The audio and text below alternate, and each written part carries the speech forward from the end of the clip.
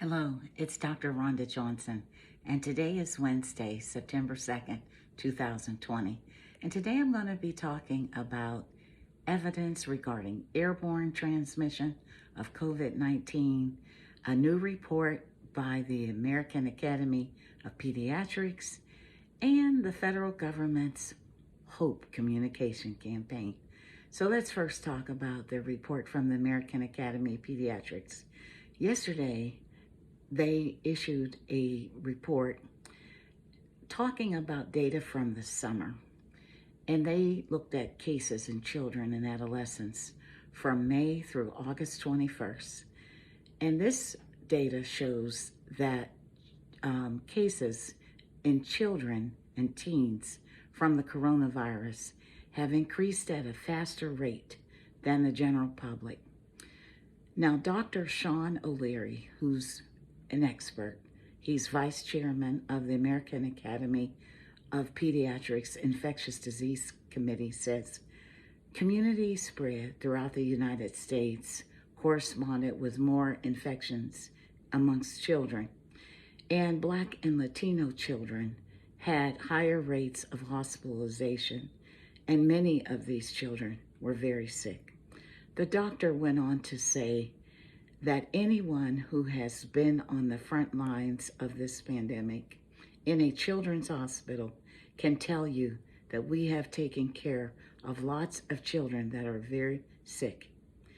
Yes, it's true that COVID is less severe in children than adults, but it is not completely benign. This is facts. Next, I'm going to talk about airborne transmission and COVID-19. Scientists have been sounding the alarm for some time, but it appears that there are two important ways that COVID-19 can become airborne. One has to do with flushing of the toilets. Now, I've shared many times that the COVID-19 virus can be shed in the stools for weeks. And when you flush, these particles can become airborne if the lid is up, and they become what's called bioaerosol particles that can stay up in the air. They can get attached to clothing. They can fall down on surfaces in the bathrooms. So this is a potential serious source of COVID-19 transmission. A recent case on the airplane identified the airplane bathroom as the potential source of the infection. And many colleges and universities are tracking coronavirus outbreaks using wastewater from dorms. So here's what we all need to do. If your bathroom has a window or an exhaust fan, turn it on before you go. Open the window and leave the fan on for a little while after you go. Keep cleaning and disinfecting bathroom surfaces, and wash your hands vigorously after using the bathroom. This will be especially important for children to know when they return to school. And regarding flushing the toilet, either flush before you get up off the toilet or push the lid down before flushing. But do not have the lid open while you're flushing, because you can aerosolize COVID-19 particles from the stool. So one more thing to put in the toolbox. Another article addressing airborne COVID-19 transmission was in the Wall Street Journal. And they suggested that we add proper ventilation indoors to the 3 W's.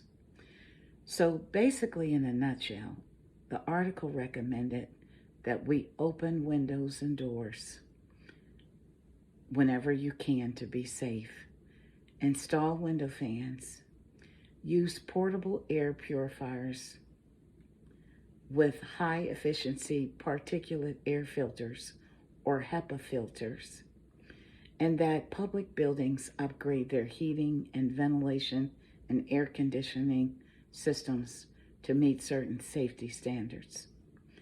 Now, this is going to be a problem in the winter. It's not going to be so easy for those of us that live in colder climates to open our windows. So you may want to evaluate getting portable air purifiers with HEPA filters, HEPA filters. Lastly, are you tired of this pandemic? Well, maybe all you need is a strong dose of hope. That's what our federal government thinks. As the presidential election fast approaches, one of the departments of the government, the Department of Health and Human Services, which is one of the federal agencies, is going to spend $250 million of taxpayer dollars on a public relations campaign to defeat despair and inspire hope about the coronavirus pandemic. Now, in my opinion, this is just my opinion. This is just propaganda. I don't know about you, but I don't want TV commercials or radio commercials talking to me about hope around this pandemic. I want this pandemic to end through proper management. I want testing and more testing and contact tracing and isolation of people who are infected. I want personal protective equipment that is needed for folks that are in the public, like our healthcare workforce, teachers, school personnel, people who have essential jobs. I want our nation's schools to be safe so that children can return to school. I want to see our businesses reopen safely. I want people to be able to return to work. I want those who are institutionalized and incarcerated to not have to fear dying of coronavirus and their deaths to go unreported and unnoticed. I want a national strategy led by scientists, experts, epidemiologists, infectious disease experts, and the collection of the best possible minds across multiple disciplines. I want this pandemic contained more than I want a public relations campaign on hope. You know, I saw a documentary on Vietnam and how they managed their pandemic. They completely contained their pandemic. Now, Vietnam can do it, then we can too. See, mind control doesn't work for me. I'm not the one that's going to be manipulated by changing and alteration of facts and data and daily distractions and daily tweets. I go to peer-reviewed journals and real experts. I'm not influenced by name-calling and bigotry and bullying. It doesn't work to silence my curiosity for the truth. I want real leadership at federal and state levels. But in the meantime, each of us is going to have to take personal responsibility. So we have to continue the 3 W's. We have to be careful about being in indoor places. Remember to ventilate and to choose activities that confer the least amount of risk. This coronavirus is so highly contagious. And the more we learn about its effects on the body, it's just devastating. The people who have so-called recovered, many are experiencing long-term significant complications, neurological, gastrointestinal, diseases of the kidneys, lungs, heart. COVID-19 doesn't discriminate based upon age, gender, race, or religion. I hope that you will continue to be safe and continue making smart decisions. I know we're all tired of the pandemic. We're tired of hearing the news. We're tired of hearing the bad news. And with this, I say thank you. For all of you who have been listening to my messages, I have enjoyed bringing them. Stay connected to one another. Stay alive. Vote.